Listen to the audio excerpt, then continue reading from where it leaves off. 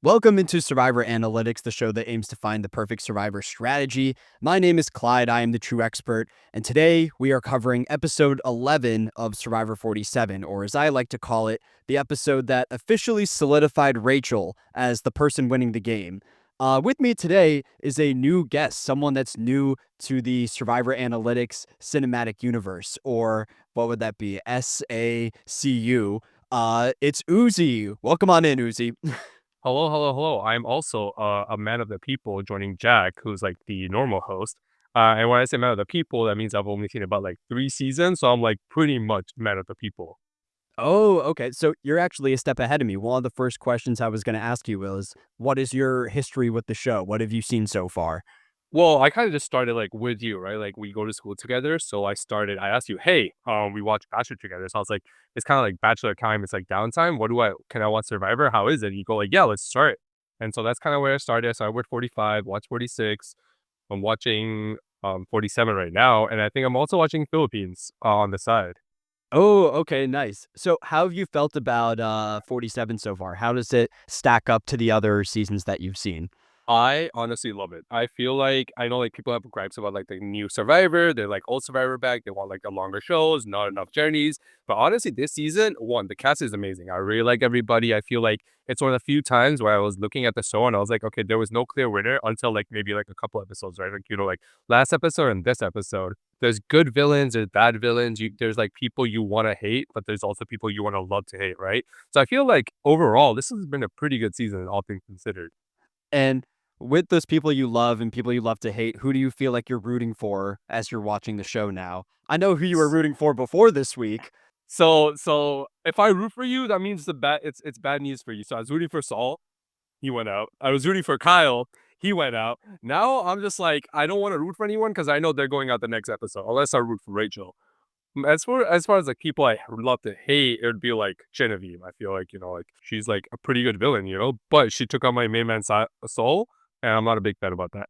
That makes sense. I'm happy that the stars kind of aligned for this week because Uzi and I have been talking about the show off recording in the past. And every time that the topic of Kyle came up, I was the one saying, just wait until Kyle loses individual immunity and he'll go home. And by pure chance, the week that I had scheduled with Uzi is the week that Kyle loses immunity and he goes home. So I'll be excited to talk about his entire disaster this episode. But we can start at the very beginning. So post tribal council, Gabe has just been voted out of the game. And the big question for me after tribal was, where is Sue going to go? Sue is your helpless bird, but she needs to find a new nest. And I thought after last week, she would go running to Andy. There was a segment in the previous episode of the two of them connecting on the beach, but that doesn't happen.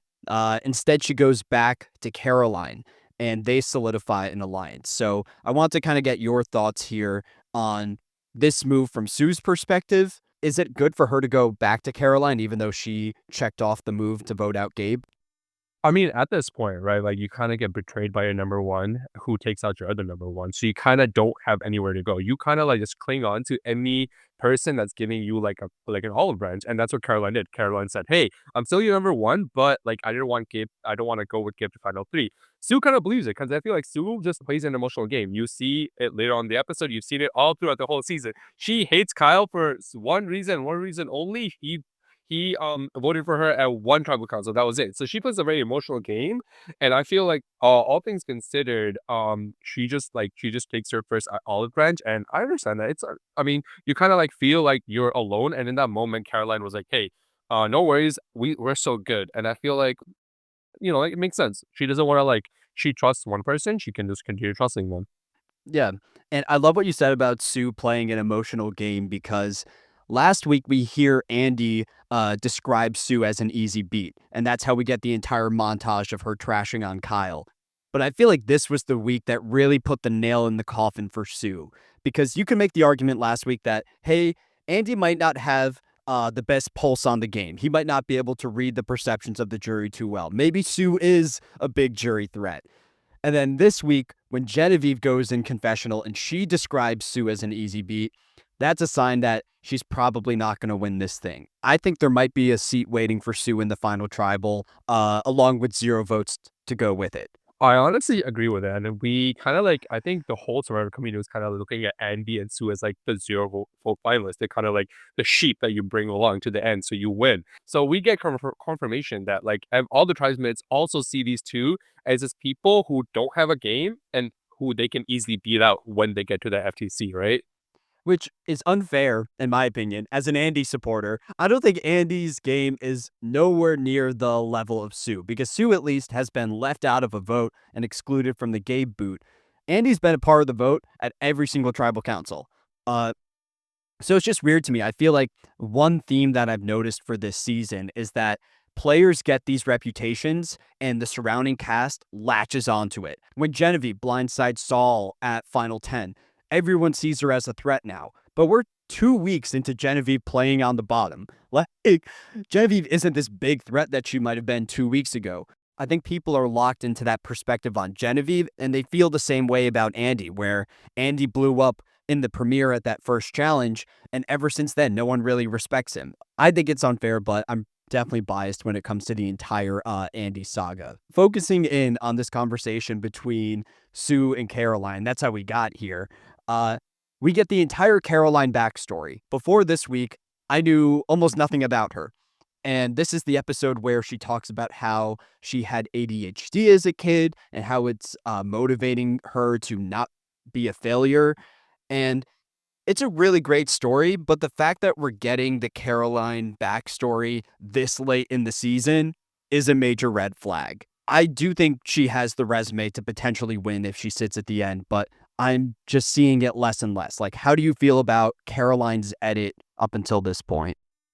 I think, just, like, going on Reddit and, like, going through, like, whenever, like, watch an episode and, like, look at the post-episode description, people like Caroline, but then there's nothing in before this episode that really, like, solidifies anything that we know about her, apart from the fact that she has, like, a good head on her shoulders. Like, she's able to see, like, threats, but then she doesn't really, like, ever do anything about them. She goes like, "Hey, this is a subtle threat." She calls out Rachel, she calls out Genevieve. Really good, like, gameplay, like, just, like, like reads on her part, but she never actually like goes about and like does anything about them. The episode ends up always going with like the threat, the chosen person that they want to vote out. They always get voted out. Her input has never actually had like a change in the game, but I feel like she has like the potential to go far. It's just because they're showing her edit, but I feel like with like how late it is in the game, I don't see her necessarily winning the whole thing. Yeah, and I think when it comes to Survivor winners, like, you're always looking for a storyline. Kenzie in 46, who we just saw, had the tagline of the mermaid dragon that Banu gave her in the pre-merge. And I feel with this cast, like, there's a couple people that have storylines. Someone like Andy is the spider, creating the webs of alliances. Genevieve is the season's villain. Rachel's kind of your underdog. And I don't really know what that means for Caroline. Like, I don't think she has a clear arc, which is a shame. Those are the main things I had for that conversation. The only other thing I'll throw out, and this is just me putting on my tinfoil hat for a second, but I don't know if you heard this, but the finale this season is going to span 2 episodes. So it's going to be two-hour long segments, right? So they got a lot more screen time to fill going into that last episode. And I think there's a chance that this season has a final 2 instead of a final 3. When Caroline is talking to Sue, she says that she wants to go to the final 2 together. And maybe that's just like semantics. And she's saying that you're my number one ally. I would ride with you to the end. But there is a small part of me that's wondering, like, what if the final tribal format is 2 people instead of 3? Like, you come from a Big Brother background where that's the standard, right? Yeah. So I've been seeing Bear Brother for a long, long time now. And usually, yeah, it's like finale spends 2 weeks. It ends up being 3 people. Then the person who wins gets to choose who they want to sit with at the end. And like the whole time you're trying to play, you trying to make like as many alliances as you can to try to sit with a person to get alliances who will bring you to that final 2 if you end up losing the final challenge, right? I don't personally see it this season. I think what they mean by the two-part finale is just gonna be like the last 5. The first week's just gonna be like the pseudo finale. We'll call it the finale, but I think it's just gonna be just like one of those episodes where pick a couple people out. That just bums me out. I guess I'm like too optimistic with it. I'm hoping that they're extending the time because they have more content when in reality it's probably like the same amount of Survivor. They're just trying to milk it for more money along the way. Yeah, plus I feel like, if you have, like, 2 people finales, if you have, like, someone like Sue sitting next to anybody, right? You already know the answer, right? You don't want, like, a two-person finale 'cause that gives you, like, more variables, right? Like, if, for example, last season, Charlie sits next to not Kenzie, but, who was the other person? Ben. Ben, yeah, so he sits next to Ben, he wins, easy, right? Like, it's not even a competition. No matter how much Maria hates him, he wins. If Kenzie sits next to Ben, she wins. Like, there's not enough, like, variables, I feel like, when, like, the jury have to make a vote when it's 2 people. When it's 3 people, then, like, you have, like, personal relationships, you have, like, game that you wanna decide. There's a lot of more, choices that you can make on who you wanna vote for at that point, right? Yeah, I think it makes the route to the final tribal more entertaining, but the final tribal itself is kind of lackluster. But that's just because people are so hyper aware now. They all know who are the zero vote finalists of the season. Other thing that we can hit on towards the beginning of this episode is the formation of this new 5-person majority. And it consists of all of the season's underdogs. You got Teeny, Andy, Sue, Caroline, and in the middle between those two pairs is Rachel. So it's a great look for Rachel right now in that she's the center of this new majority. But I want to talk a little bit about the outsiders. So the outsiders now are your people with flashy resumes. You got Kyle, 4 individual immunity wins under his belt. You got Genevieve, leader of the Saul blind side at the final 10. And then there's Sam. And I don't know why Sam is lumped into this group with the other two. Dude, poor Sam. I was, like, looking at this episode and, like, they're, like, making this alliance against, like, like, the people who are, like, running the gate. But I feel like there's no clear underdog in this whole season. Like, the underdogs have technically gone their way. Like, usually an underdog is someone who's, like, at the bottom and they kinda, like, work their way through. No, there's no underdog. Everyone, like, has, like, a say in these votes. Everyone, like, the underdogs' votes have been going through. People have been knocked out. Like, the 3 of the biggest threats have been knocked out already. So you can't really say they're the underdogs when they're the ones making the plays, right? Poor Sam though, like he kind of got like roped in post merge as like the him and the Sierra duo, and then since then he's just been at the bottom trying to work his way through. Hasn't been a part of votes. He kind of just votes with the majority. Doesn't have a say. He has an incredible head on his shoulders. He's able to like decipher the game really well. All his reads are like pinch perfect. Like on the Saul vote, he kind of discerns the whole thing. Like it's a Saul blindside. This season, he kind of discerns it perfectly. Oh, those are day 4 will target us 3. This episode, Rachel comes back from the journey, and Sam is the one that correctly clocks that she has the advantage.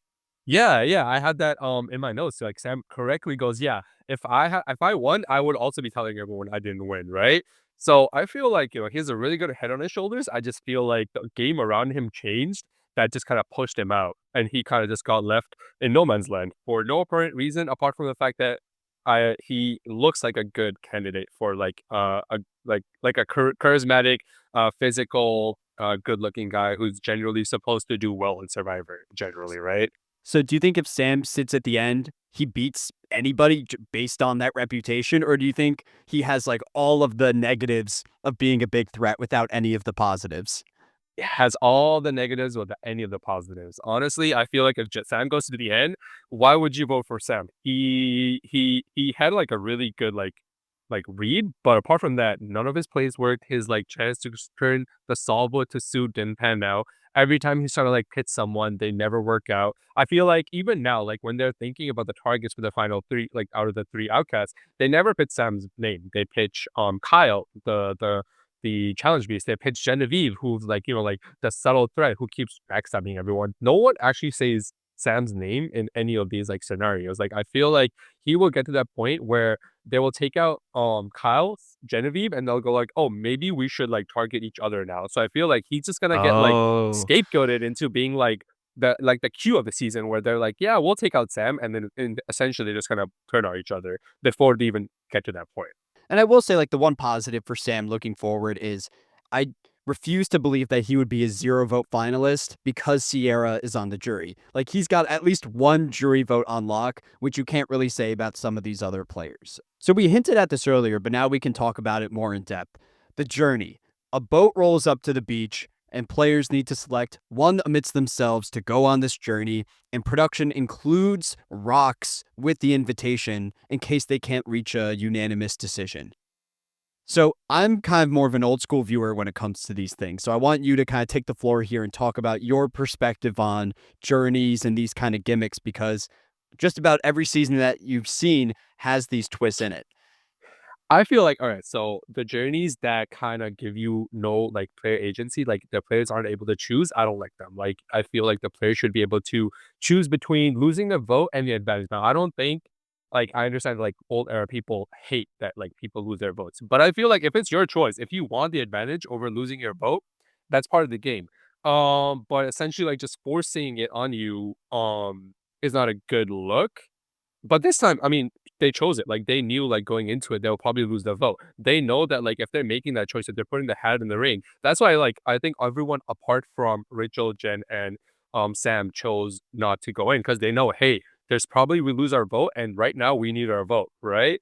But apart from like that, this journey specifically, I really liked. I think the puzzle was really good. I think we'll get to that later. The puzzle was really good. The advantage was pretty good and just like the whole like theatrics of it, like the barge on the water, amazing, amazing set design. The production really went out all out on this one. I was a big fan. Generally not if it's like if the players aren't get a choice, but if the players have a choice, I feel like it kind of adds another layer to the game. I think my real issue with this is the timing of it, where if it's the pre-merge, it's episode 2, and we're trying to fill airtime and you want to run a journey, okay. Like, I can get over that.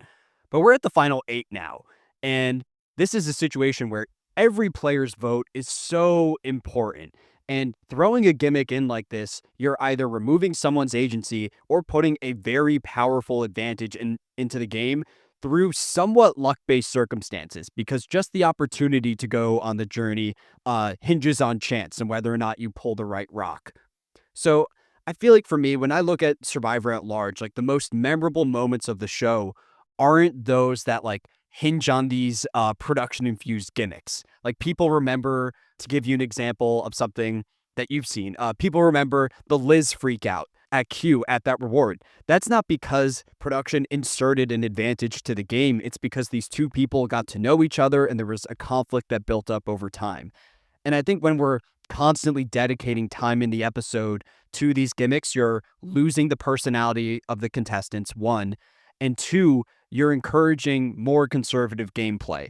Uh, I've heard rumors after the show that production is not huge on this season.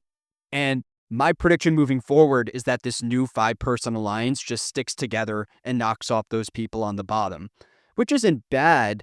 But I think part of the reason why these groups come together and stick together is because they don't know what to expect next. Production might throw another journey in at Final 7 or an advantage at Final 6. And it's harder to make those big plays and jump between alliances when you're worried what's going to happen in 24 hours. So that's my rant on the journey. I can get over it. The journey itself, like you mentioned, is pretty fun. Even though I just spent the last 5 minutes trashing it, uh, you get to go out on the water. Rachel is out there sorting balls into columns, and she ends up earning an advantage, which is the vote block advantage, which she can play up until the final 6. So, pretty solid advantage there. I will admit that I do believe that Rachel will win the season, but as the show is going on and on, I'm becoming a little bit of a Rachel hater. I feel that there's a lot of luck-based scenarios that keep benefiting her game, like this random journey where she had a 1 out of 3 chance. You also have her getting saved at the split tribal where Saul plays the advantage on her. You're also missing the fact that she basically got her idol given to her in her burger that she just randomly got, right? Like she Yeah, chose, like it wasn't like a luck based, like she outbid anyone else. She just had the most amount of money. She threw all that money in because she didn't want to lose a vote. And suddenly, lo and behold, there's an idol riddle in the prize. And then she, like she just gets to just grab an idol. Sure, she did like some like, like semantics with like actually trying to get the idol, but it kind of was just given to her. There's no like like box based system with like a beret advantage. There was no like, oh, you lose your vote until you get this idol. It's like, hey, the idol's in the tent. Grab it whenever you can. And she kind of did. She grabbed it whenever she could. yeah. So I don't know. I feel like I'm already anti-Rachel before she wins the season. I'll need to wait and see on that front. Any notes for you in that segment where she runs the challenge and acquires the advantage? Honestly, I really like the challenge this time. Usually, I'm not a big fan of these survivor challenges. It's always like, hey, go through mud and do a puzzle, right? It's always like the same gimmick. But I feel like this time the puzzle, we've seen it so many times. You see like mobile ads about this, like where you like have to like like change like the liquid amount and stuff like that. I feel like it's a pretty fun puzzle. It's a pretty good like you want to like you're sitting at home, you kind of want to do that puzzle. And I feel like when you have like that scenario where you as a viewer want to do it, that's like a good idea from them. I don't know if they'll still continue it later on, but as far as like the challenge goes, like with all like the weight going down, it kind of felt like something out of Saw. I don't know if you've seen it, but like where there's like like a mechanism in play. All things considered, yeah, I kind of do understand. Like, yeah, Rachel kind of does have like just a lot of things just thrown at her, similar like to like Rome, where he kind of like got through pre-merge just because he had so many advantage thrown at him just from out of nowhere. And I Yeah. kind of feel like Rachel having like, like a block of vote and an idol going into Final Seven, that's like too much power, especially since like she's basically guaranteed Final Five at this point, right? Like if she plays her cards right. Rachel literally needs to survive one normal tribal council moving forward because she'll have the vote block for one, the idol for the other, and then final four is fire making. Honestly, like it's an uphill battle for Rachel to not make it to the finale at this point. That's I will true, say yeah. that the gimmick in the journey of the table getting pulled down into the water, I thought was really funny. I feel like production designed that with the hopes of Rachel finishing the puzzle right as the table gets pulled. And she either like dives and grabs the advantage as it's going off the water, or she misses it and you get that dramatic moment. Like they easily could have done an hourglass there or some other form of timer, but they had to go above and beyond. So Rachel gets back to camp, right? And everyone wants to know, how was the journey? Where did you go, Rachel? And she tells everybody that she lost her vote. And after the entire group disperses, she goes to her main allies, Andy, Teeny, as well as Sue and Caroline, and tells them, hey, I actually got a block of vote. Was this a good move for Rachel to leak that intel, or was she better off sticking with that original lie? I think it's very hard to hide the fact that you don't have a vote. Like if she says, "Hey, I don't have a vote," and like final trouble comes along, like things don't go your way, and suddenly they see the fact that like there's like like 8 votes there, then everyone knows, hey, she lied. Like why would she lie? Like we're supposed to be in trouble. There's not a lot that goes in for her having what's I'm looking for having like just like not lying to like her allies because technically they're supposed to be that they're allies. And I mean, then again, like I said, Sue plays a very emotional game. When she goes to Sue and reveals it, Sue goes like, "Yeah, 100%, we're in this together. Like, as soon as you told me, I'm your ride or die, right?" Like, it technically ends up benefiting her. And at the end of the day, when I was like watching that, I was like, "Oh, why would you lie about it? Because people will just figure it out."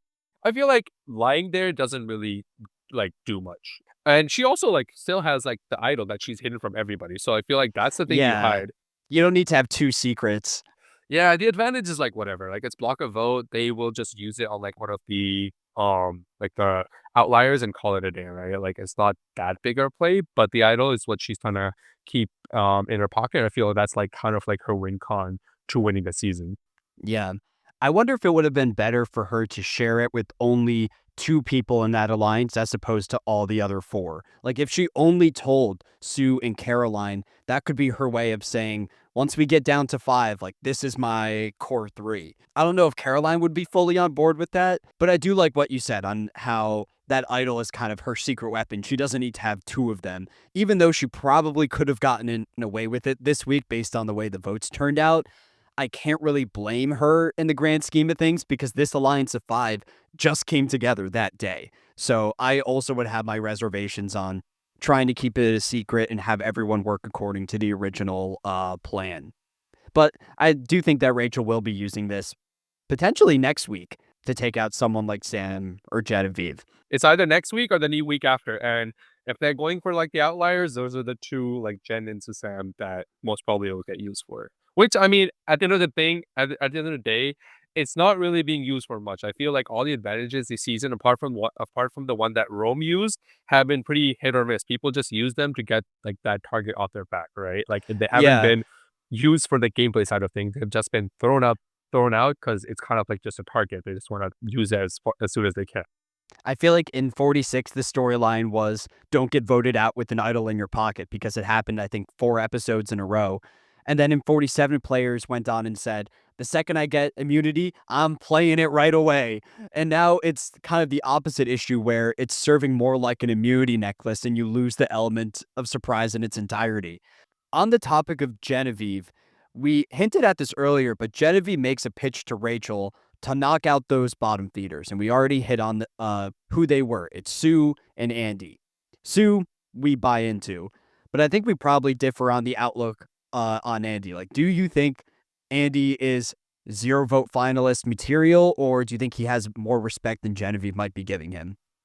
So I feel like Andy is someone who definitely has done more than other people on the tribe think, but definitely has not done as much as he himself thinks, right? Like he thinks he's played an amazing game. He thinks he's like spinning this web of lies. He has like all these like allies. Even like in the episode, he goes like, "Oh, these three people that are the outliers, I have the best relationship with them." Where we saw that relationship, I don't know.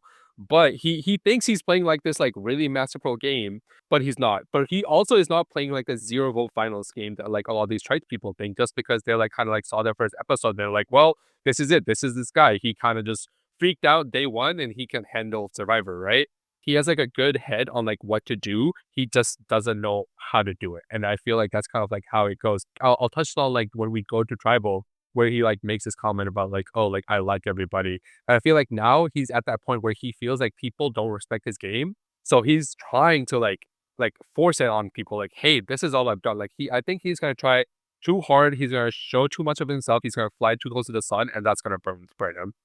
I kind of hope that for Andy in a way, though. Like, I want him to go to Tribal and hype up his own game and almost do the opposite of what players like Kyle are doing, where they're going in and trying to lower their threat level. For my outlook on Survivor, I kind of agree with what Caroline said earlier in the episode, where I would always rather make it near to the end and go out a little bit earlier as an actual threat as opposed to getting dragged to that point. And I feel like Andy is someone that is starting to pick up on the fact that he might not have the reputation necessary to win.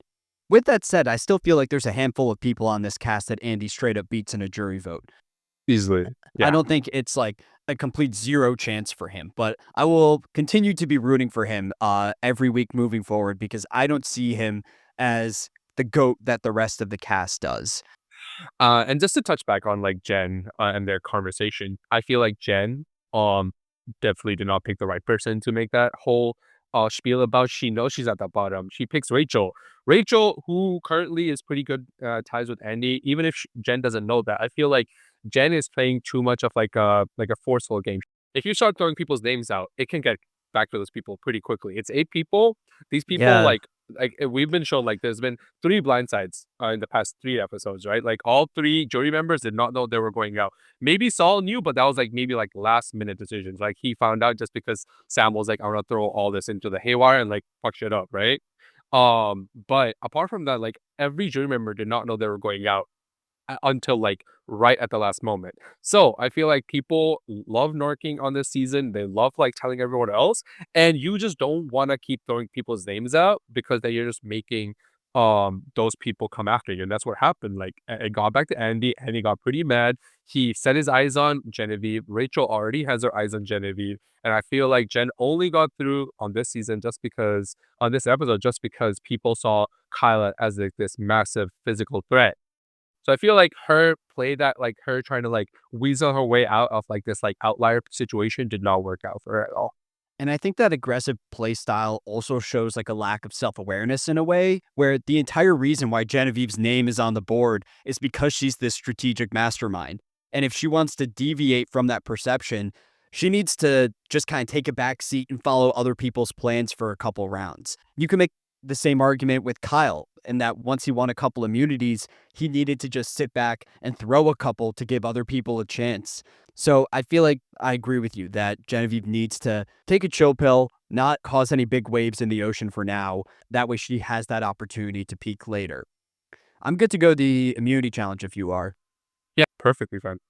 So classic Survivor immunity challenge here. Have you seen this one before in a previous season? I don't think so. No, I have not seen this one. Okay, so this challenge, you're essentially balancing blocks on a platform. That platform's held up by a rope, and you need to spell out the word immunity. You might notice at the beginning of this challenge that the players start by reorganizing their blocks before going out. And that's because one of the times that they ran this challenge, I think it's in season 35, Survivor Triple H, one contestant who made it to the final four finished it, got it done, and realized he misspelled immunity. So it can be absolutely brutal at this stage of the game. So I think it's funny that everyone just immediately jumps to organizing the tiles at the beginning. When I was like watching the episode, watching the challenge, I was like, oh wow, like maybe someone just misspells it, and I guess I was right, just Yeah, not in you this don't win season. if that happens. It can be absolutely brutal. As the challenge is going on, the edit makes it look like Teeny's going to win this. Jeff keeps talking about Teeny's slow and methodical approach. And then Rachel ends up winning. With Rachel winning this challenge and Kyle later going home, this is kind of an unintentional stamp on Rachel's resume, where if she sits at the end, she can now make the narrative argument that Kyle was the challenge beast of the season, and I'm the one that beat him in the challenge that sent him home. So if Kyle was going out this week, you wanted to be the person to win this challenge, and Rachel got that crown. And I think I wrote that this in my note, and I didn't write anything else. I wrote Jeff has blood on his hands because he jinxed them all. And it kind of goes like, he goes like, oh, Kyle's in the league, Kyle falls, right? He goes, Sam's in the league, Sam falls. He goes, Teeny, she finally made it. She can catch up. She falls. I feel like every name he said, it would just instantly jinx them and their blocks would fall. So like the whole episode, he just keeps naming people. He goes, Sue's in the lead. Her blocks fall. I feel like every time he like put people on the pedestal and their block would just fall. Well, Jeff is kind of like you in a way then. You don't want Jeff's mark of support because then that means they're immediately going to fail. Yeah, you kind of don't. So, anything else from the challenge? I'm not a big challenge guy. Jack is the one that cares about this part of the episode more than anyone else. So, I'm down to move on if you got nothing else to say there.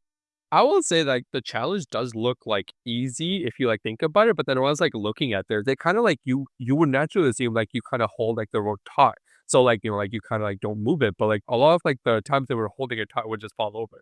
So I feel like there's like a lot of like skill that goes in this challenge, this one challenge, and then I feel like my boy Kyle almost made it. He put the thrusters on. He was so close. I was like, you don't understand the way I was rooting for him. I was like shouting at my TV. My neighbors were mad. They were like, it was like 10 p.m. when I was watching this episode. They're like, what is this guy doing? I was like, please, please. I was like, my boy, you got this. It just did not work out.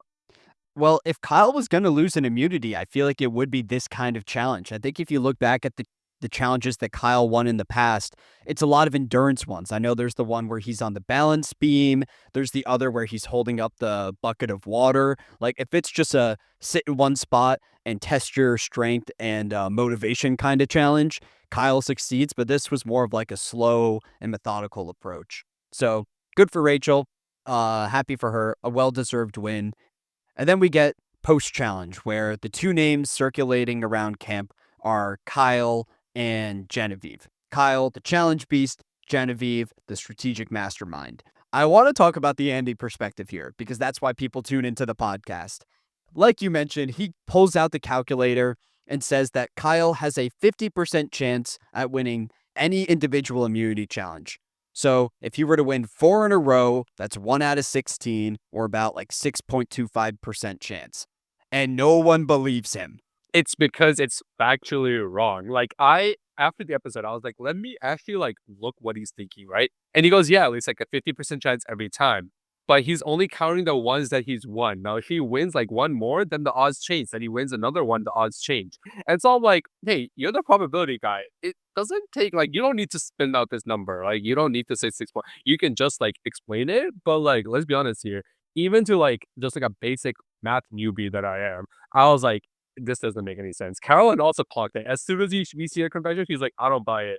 Like, as a math guy, I appreciate the work put in by Andy here. And there is a lot of assumptions at play. He's also assuming that, like, the quality of competition surrounding Kyle remains the same after each elimination.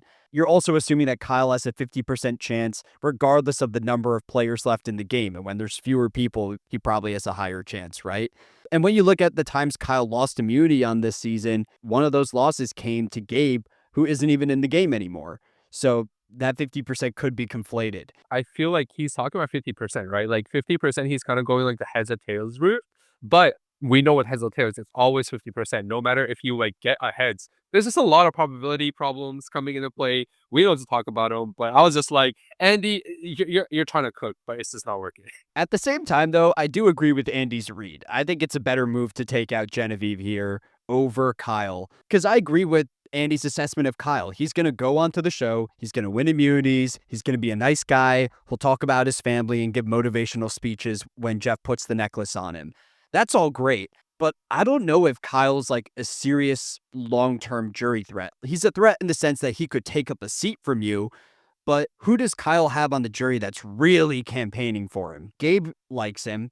Gabe calls him a hero during tribal council, but I think there's a world where Kyle could reach the end with 5, 6 immunity wins and still lose the season at the end of the day. I think all right, so normally I would agree with you, right? But I feel like this jury, it's just very vindictive. It's very petty. Like you see them when you look at their faces when they're walking, they're all like super mad. I feel like this season, especially now, this is like my prediction, like going forward, this jury's gonna be very petty. They're gonna go full Maria mode, and they're just gonna vote for the people that didn't screw them over. And I feel like in that scenario, Kyle, who's just like a nice guy who technically won a lot of challenges, has like a lot better chances of winning than the previous seasons where like people like Emily were like, hey, I'm only going for the person who plays the best game. There's people who like Survivor who want the person in their season to win who played the best game.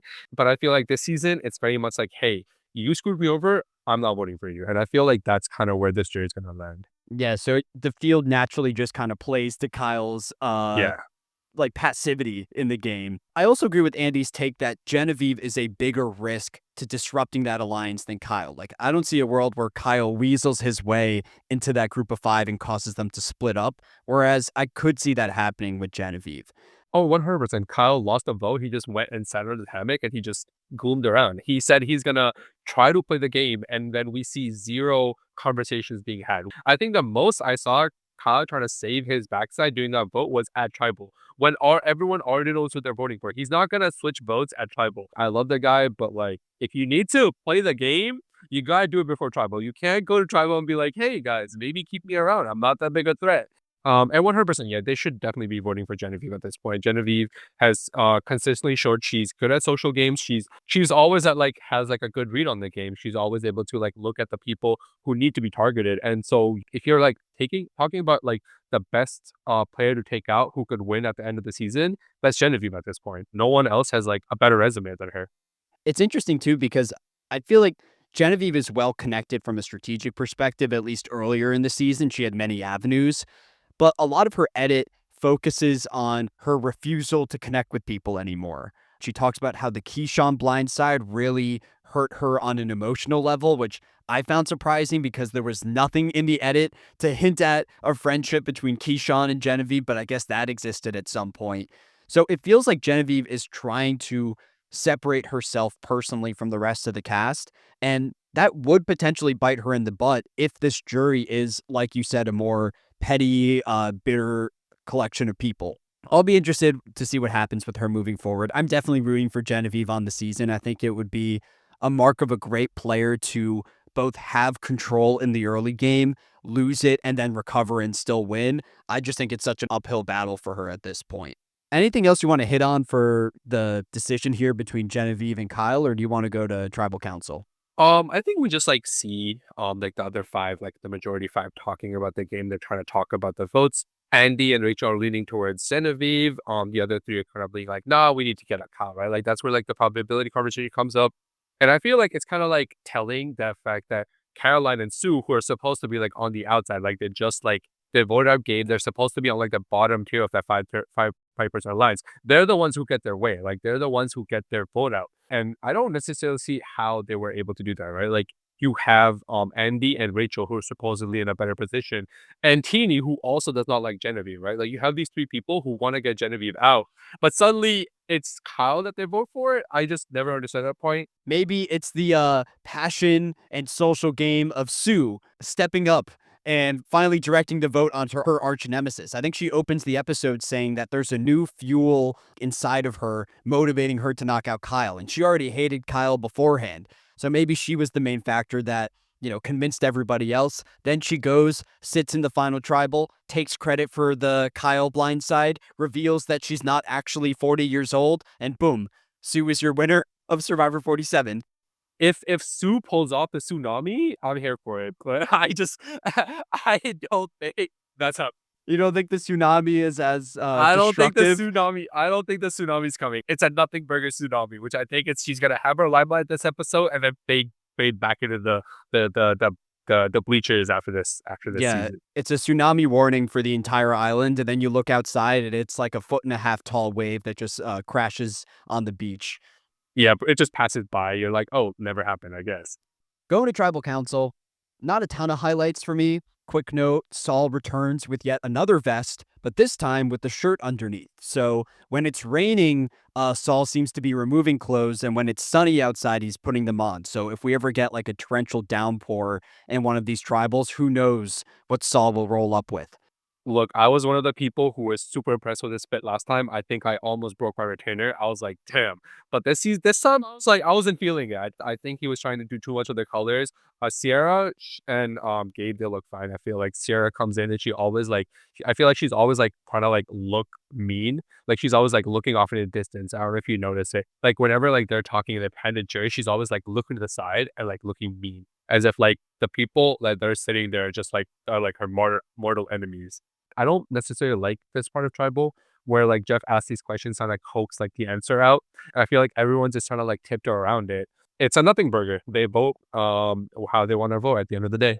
Yeah, that's kind of new era Survivor for you, where I feel like the tribal council is just kind of there to fill up space. There's not a lot of new intel that comes out there. If you want to see great tribal councils, you can go to the older seasons. That's the point in the history of the show where people are less game body. They're not trying to hide who they're trying to vote out. So they'll just go into tribal and spill all their secrets with no remorse. So it gets spicy in some of the old seasons. Looking at the vote, it is a 6-1 to 1. 6 on Kyle, 1 on Teeny, 1 on Genevieve. Kyle votes against Teeny, and Andy votes against Genevieve. So one thing that I'll want to learn next week is, was Andy's vote for Genevieve him thinking that Genevieve was going home and he was left out of the plan, or was this him splitting the vote in the event that Kyle held an idol? I'm hoping it's the split vote scenario, because otherwise Andy might not be looking too good for the long run. I think it's a Rome situation where he threw out Genevieve's name just to like mess with her. When he reads out Genevieve, he has like a smug ass smile on his face. He's like super happy. I don't think it's gonna work out.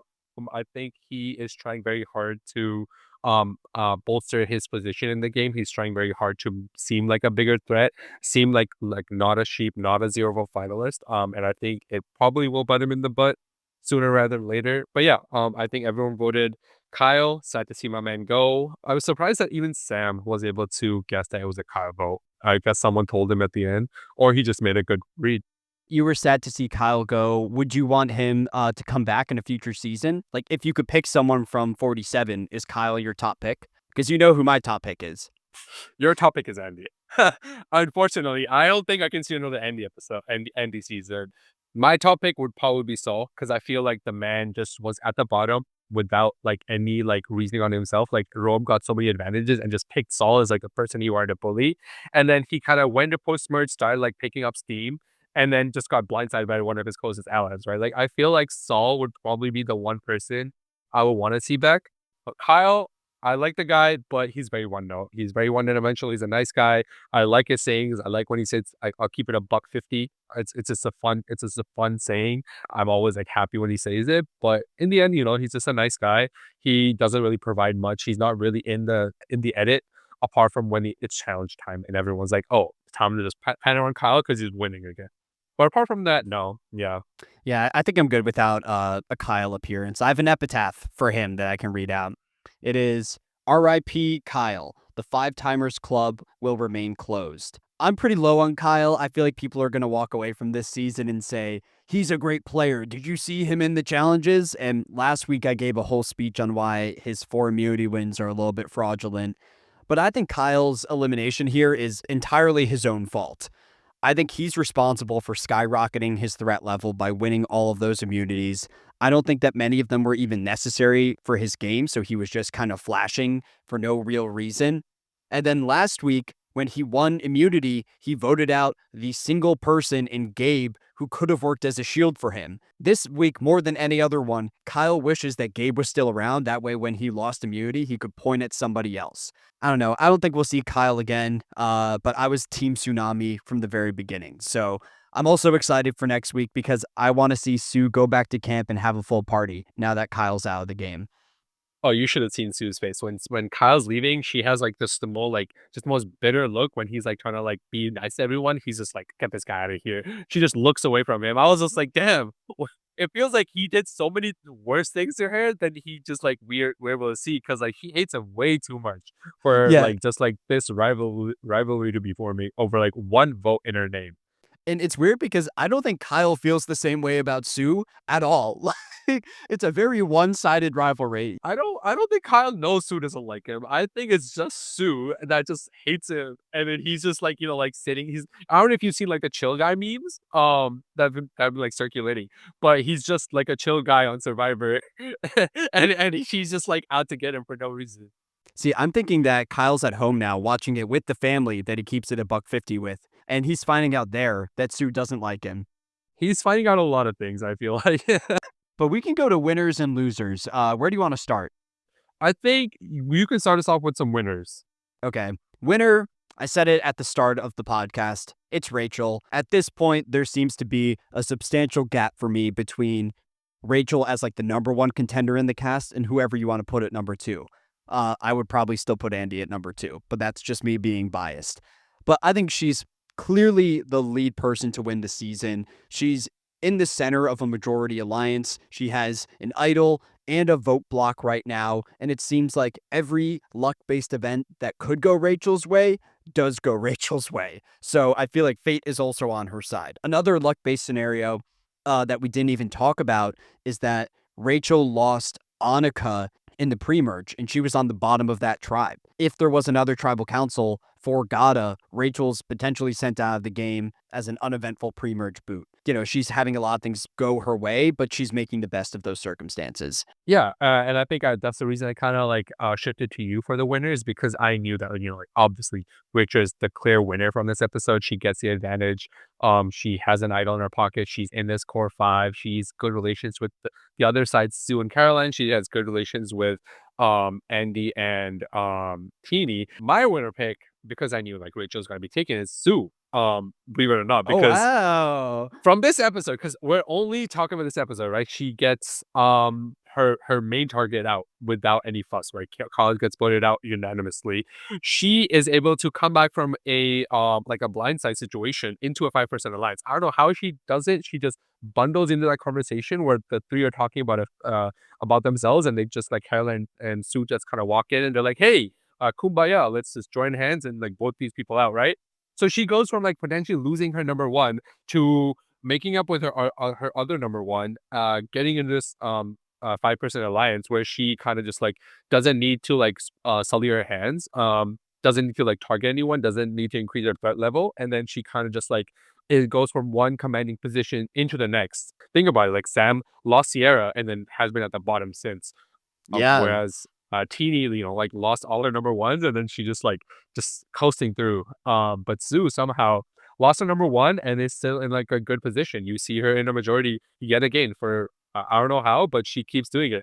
Yeah, and with Kyle out of the game, there's more opportunities now for Sue to get those wins because I think she was someone that was constantly losing to Kyle in those endurance challenges and just getting second place. So maybe we'll have another four-time immunity winner on the season. I think Sue already has one, so she could win the next three and tie The first Kyle. time, the first time someone who's 45 has won 4 immunity challenge. That's it. So going on to losers, my loser, it pains me to say this because every fiber of my body does not want me to give the loser to this player, but I'm going to give it to Andy. My worry with Andy now is that so much of his storyline is told through his perspective, where he described himself as the smiling assassin. He's the spider building the webs. But it seems like other people don't really see Andy that way. And this was the first episode since the premiere, really, that shows Andy's true reputation within the tribe. So I'm worried about him. I still think he has longevity in him, but we get segments at the end of this episode of Andy potentially flipping next week. So I'm hoping that doesn't bite him in the butt. Yeah, and I feel like for Andy's situation, it's kind of like tell don't show. But I feel like this whole season, it's just been telling, like Andy's been telling us how good a game he's playing, but everything we're shown just kind of proves otherwise, right? Like so, it's like very much like what we're being told is very different from what we're being shown. My loser for this episode was Genevieve. I feel like her threat management has been pretty lackluster. She was like the biggest threat. Gabe kind of put that solid vote on her. And then since then, she hasn't really minimized it. Her name keeps getting brought up. It was brought up for the Gabe vote. She was like the next option. She was the next option for this Kyle vote. And I feel like going forward, I don't really see her unless she's able to pull off like this miraculous play that kind of like brings people towards her. Rachel, Teeny, and Andy are all gunning for her. I know that Sam also understands that she's like a target, and wouldn't mind like going for her. Now that Sue doesn't hate Kyle and doesn't have like all that hatred towards one person, she can probably play the game better and just like look at like the threats and like vote them out. So I feel like Genevieve specifically has not had a good play on the game and just been like kind of coasting through after like a big play because let's be honest, she has the best resume at this point. She should win if she gets to FTC. She just won't. I do wonder what's going to happen with all of Sue's hate moving forward. Like, will it disperse amidst the remaining contestants, or will it all be concentrated in one direction? Because I'd be terrified if that was pointed towards me. I'm actually going to change my dishonorable mention. I had a different one when I first wrote this up. I originally gave it to production interference for the entire final 8 journey situation. But after thinking about the episode, I'm going to pivot my dishonorable mention to extended monologues. I feel like we got a lot of monologuing this episode of players talking about this is why I'm on Survivor. This is where I came from. And I think that's good content to have when you show it within the storyline of the show itself. Well, it was either last week or 2 weeks ago. We got the segment of Teeny talking about their struggles with their gender identity, right? But that was at least related to the storyline because there was all of that hitting them at the same time as losing Saul in that relationship with Genevieve. It felt like natural. This week, we go to the challenge and Sue's in tears, and we have an entire monologue from Sue. Then Kyle gives a monologue on how he's fighting for his family. Like, these segments should fit in, and it feels like they're kind of forced. There was actually a deleted scene that I saw today of Sue putting up fake ornaments on a tree in Fiji. She was taking different shells from the beach and putting them on a tree because, like, Christmas is a big deal for her family and it reminded her of home.